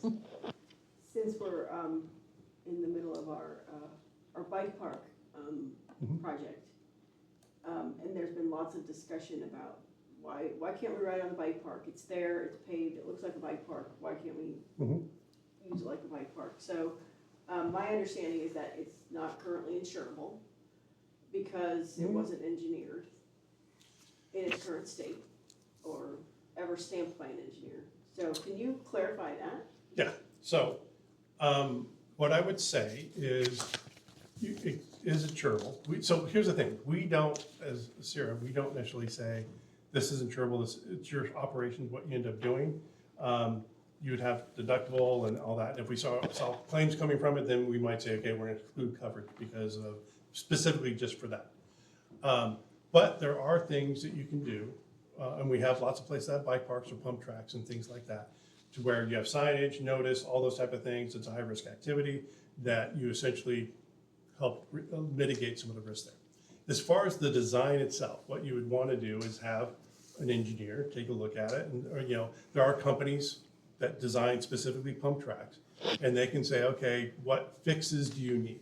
Because ultimately what it comes down to, if it was just willy-nilly, okay, let's put a hill there and do all that type of stuff, you do want to make sure, okay, the flow and how fast people are going and all that, there should be some design elements as part of that. So after the fact, they could bring it up. You may not have design immunity per se because it's already done, but that would necessarily give you the protection if you fix the stuff that was there, or if the engineer comes out and says, no, you're fine, this is all okay. Again, you don't have design immunity, but that is also considered a hazardous activity, pump track. You have immunities for hazardous activities, so riding bikes and doing stuff like that. Skateboard parks, that's a hazardous activity as well. You have immunities for those type of activities. So there is some protections you do have. But we would certainly help with signage and say, here's what you need to do. And we can help. I know some different companies that might be able to help out and say, okay, engineer, at least, the issue is whether they're gonna feel comfortable probably putting the signature saying, yes, this is fine. That's where you may have some folks, if I didn't really get a close look, I can see most of the stuff was covered and all those type of stuff. But what you've done now, until that point of having the sign saying do not enter, that's good. That's gonna protect you. And then once it's opened, we are not planning to have waivers, signed waivers. You don't need waivers. You don't need that. No, so, and this goes back to signage. So skateboard parks, as an example, there's specific code that says, and again, this is specific to skateboards, you have an ordinance that says you're required to wear helmet, knee pads, all that kind of stuff. And as long as you have that, the state of California says you have immunity from any lawsuits if someone gets injured by posting the sign and having an ordinance language, right? The same kind of thing occurs as long as you have a sign that's visible at the entry points, right? So maybe you have multiple entry points, or you have a fence that says, this is how people enter, and you say, here's what the safety rules are, here's all those things, bike at your own risk, we're not responsible. You gave notice, and that is good, it's not as good as a waiver, but it's pretty darn close, because you basically said, here's what the concerns are, and you need to be aware of what the risks are. They're assuming the risk when they do that. Example, when you go to Disneyland, they don't have you sign a waiver. But there's a big sign that no one ever reads right at the entrance gate that says you assume risk, and then on each ride they tell you if you have a heart condition, all those type of things, do not go on this ride. They've done what's required. They gave notice. That's the same thing you're going to do. Can we do the same thing for the skating rink or not? The sign. So skating rink is, I would say, is a little bit different. You do have signage there, but it's also a controlled environment where you actually have people pay. Okay. And so it makes more sense to do the waivers and have that there. Whereas if it's just an open, you're not going to have people there, and you're not having to pay and all that type of stuff, then a notice type thing is sufficient. Great. But other places, yeah, but I would still continue the waivers for that. Any remote I just wanted to ask a follow-up question to yours about placing things in the road to try to slow people down. My understanding from what you said this morning is that those need to be stamped by an engineer and come before council before they're installed anywhere in the city roads. You should. The traffic engineer should sign off on any type of road improvements because the whole point is, what are you trying to accomplish with that? You're trying to slow traffic, you're trying to do whatever, and could that be done with those or speed? There's other, that's why they do the roundabouts. All these things are trying to slow traffic, and they're using different tools in their toolbox to do it. Can I piggyback on that? Sure. I don't know if you've seen, but I think in our ordinance, or maybe it was even in the general manager contract, that it gave the city manager the authority to establish stop signs and I think one-way streets. And yet they don't have any formalized training in traffic engineering, so I was wondering if that is something that we should revisit. I would probably say for the city's purposes, to authorize. So I think the idea of kind of interpreting this is so it doesn't have to go to council to say, we need a stop sign. But depending on where things are at, to still have a traffic engineer. All the studies of when you install traffic control devices, those type of things, really a traffic engineer should be the one that says, okay, yes, this is what your roads, the flow, the traffic, the speed, all those things should be looked at as part of that. Stop signs are probably less of an issue than because you're actually stopping traffic, right? The only issue would be is if somehow because you stopped it on one side and not on the other, to where it creates a condition where people don't know what they're supposed to do. That might be some of the issues there, but for the most part, I'd see less issues with stop signs, but best practice, really have a traffic engineer saying, here's what you should have for your roadways. Any remote questions? Seeing none? Public comment? None? All right. I have a question about reporting some of those potentially dangerous conditions. Do you guys have a report form, like a template? Is that something we should make in-house? I'm just trying to think of a way to best track those if they do come in. You got a great tool. Okay, simple but needed is one of the things we talked about a little bit. I don't have a computer, I didn't know what it was for, but. Okay, so simple but needed is it's a platform. It's used a lot of times for checklists, like for inspecting playground. We have preset checklists.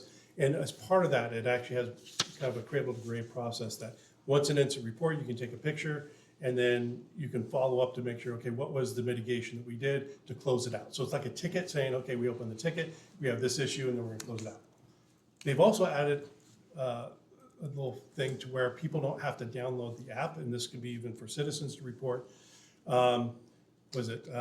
See Click Fix? We've seen it, which costs way too much money for what it is. But essentially, you can have it to where it's like a QR code or even a link on the city's website to where they can report an incident, they can take a picture, it'll actually timestamp when the picture was taken.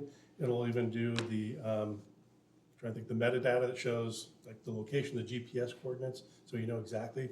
And you can actually have citizens do the same thing, or you can just have it internally for staff to say, hey, we see something, click it, so when, or anyone, right? And then it would go, you can have a central mailbox where it goes to, and then you would have a dashboard, you can all see the open tickets and basically say, okay, high priority, low priority, which ones are closed. And that way you have more control over those type of situations. Because the biggest issue that I see in almost every city is people report stuff and then it doesn't get closed, right? And so having that process to make sure things get closed is really big. Does that software have a way of consolidating? Like, you know, say 10 people put in a. Oh, for the same For the problem. same thing? Problem, the same No, not necessarily, but you could, route coming out of a. I think, but you can do Sidewalk. something to where you can probably just say, you know, reference whatever ticket or something like that. Cool. Is that a free solution you guys Free. offer? Okay, great. We're all about, I mean, so everything I've talked about for the most part is we've included as part of the services that we provide. And so we purchase on behalf of the members, and so we make it available. So, again, try to make it turnkey. It's fairly turnkey. We can, Thor can probably reach out to you. I think, Ryan, how much, because you don't do work much with Simple Needed. I'm due for a refresh. Okay, but so, I've used it. but then he can learn it more, and then he can come back and get you. But yeah, we'll make sure we get you up to speed on it. Nice. Last call for questions? Seeing none? Thank you. All right, thank you. Appreciate your time tonight. Thank you very much. Thank you, Eric.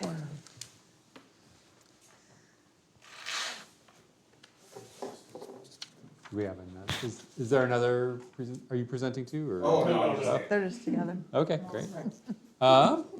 Do we want to go ahead and adjourn? Sounds great. We're adjourned. Thank you. 7:50. Motion to adjourn. Motion to adjourn. Second. I don't need